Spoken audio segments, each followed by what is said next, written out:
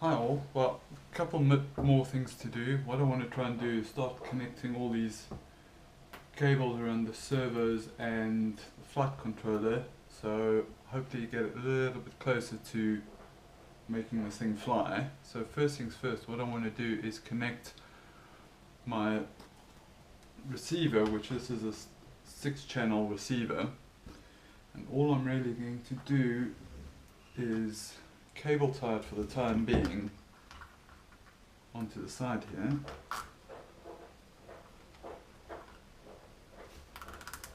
Like such. What I might do at a later stage is see is if I can't mount some nylon bolts through the bottom of this cable so it actually gets bolted down, but for the time being this will do. We'll sort out the aerial at a later stage. Now all these wires are from each one of the speed controllers, and currently what I'm going to do is have it so that the white arms at the front, brown ones are at the back. So we're going to go motor 1, motor 2, motor 3, motor 4. We will see how that actually pans out. So at the moment, motor 1 we'll connect onto the flight controller for motor 1, motor 2 to motor 2, motor 3,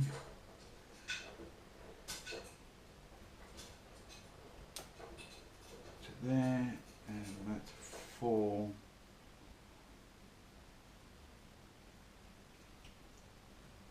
onto there.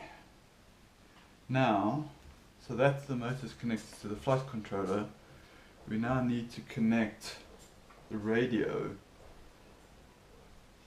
receiver to the flight controller. So we've got these female to female plugs, so what this will do, hopefully, is connect, this is, so the first one is going to go into channel 1,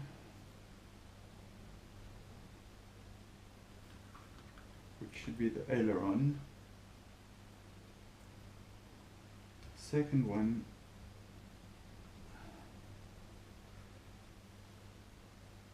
should go into channel 2, which is the elevator. Third one into channel 3, which is the throttle, and channel 4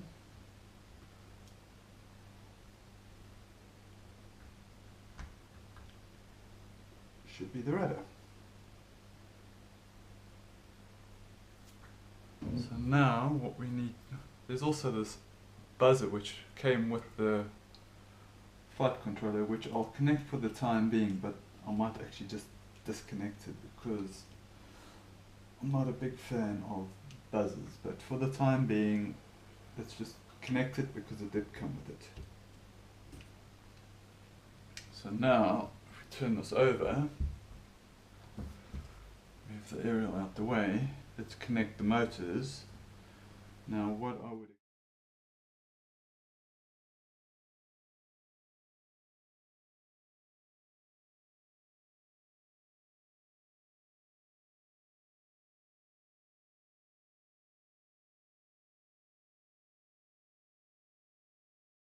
Right, so let's now, all the cables are connected, so let's connect the battery pack. Oh, and we have life.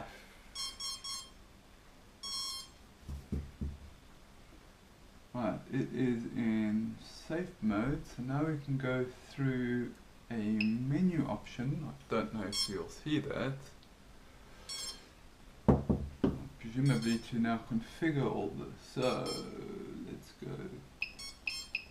down to where we select the motor layout. So let's go motor layout, and this is going to be a quadcopter X mode. So I'm going to go motor 1, motor 2, motor 3, motor 4. Enter in that, yes. So it shows me now all the motors in which directions they're going to spin in.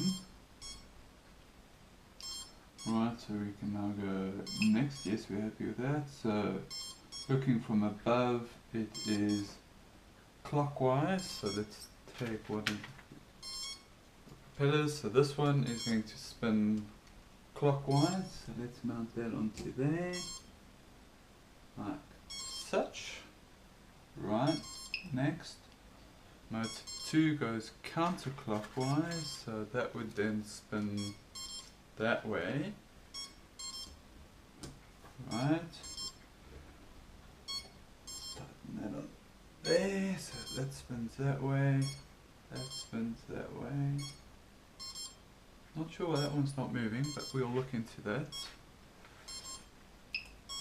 Motor 3 spins clockwise, which is that way. Which is that way. Okay. And then motor 4 goes counterclockwise, which is that one.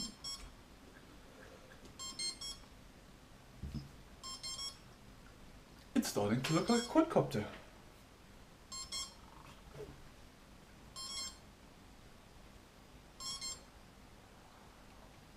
Right, so next, there's no motor 5, no motor 6, 7 or 8, that's for next time. So we now go back, right, so now if we go up, back out of there. Let's now do a calibration. Place it level. Hopefully it's not going to take off.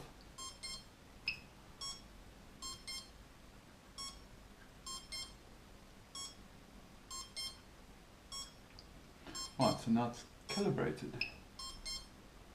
Okay, so that's now working out the leveling. So now I would assume we need to now configure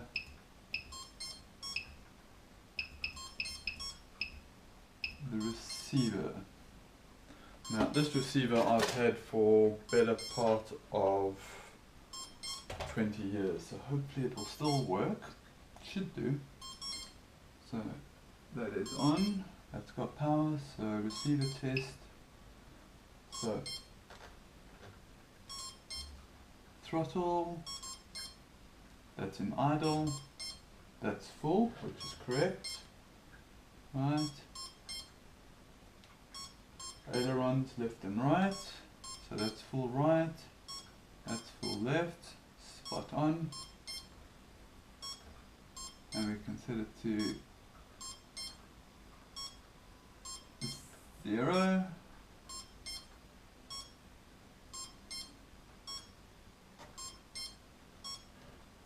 That's 0, right. Elevator, which is going to be on the left hand side, is slightly out, so let's tune that to that's as close as we're going to get it. 0, right, and rudder is going to be on the left hand stick, and that is slightly out, so let's just set, there we go. So that is all set. Right, after a bit of digging and looking at manuals, I think I know how all this gets armed now. So what I want to do before I go ahead is just tighten up each one of these props so you don't have any failure when it takes off.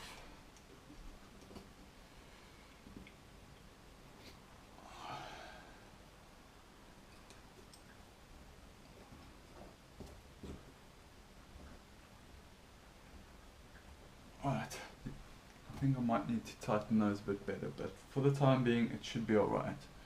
So to arm the flight controller, what you do is switch on the transmitter, which needs a bit of a charge, but it should be alright for this test.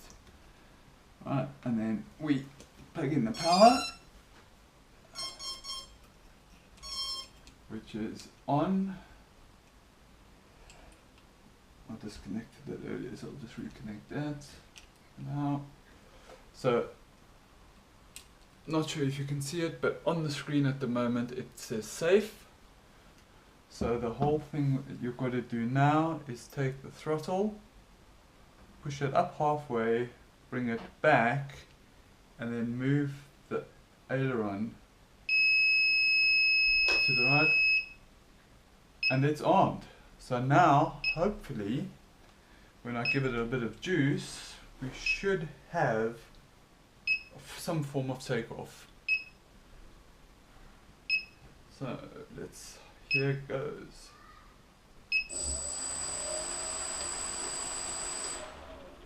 Well, that looks promising. Let's just check the motors. So that one is spinning clockwise. That one is anti-clockwise. That one is clockwise.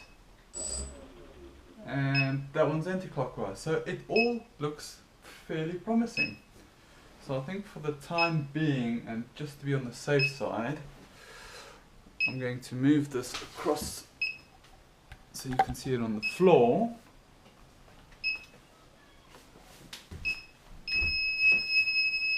Okay, it's gone back into safe mode because I haven't flown it. So up, down, and it's armed again. Right. So, let's see. So, bit of power.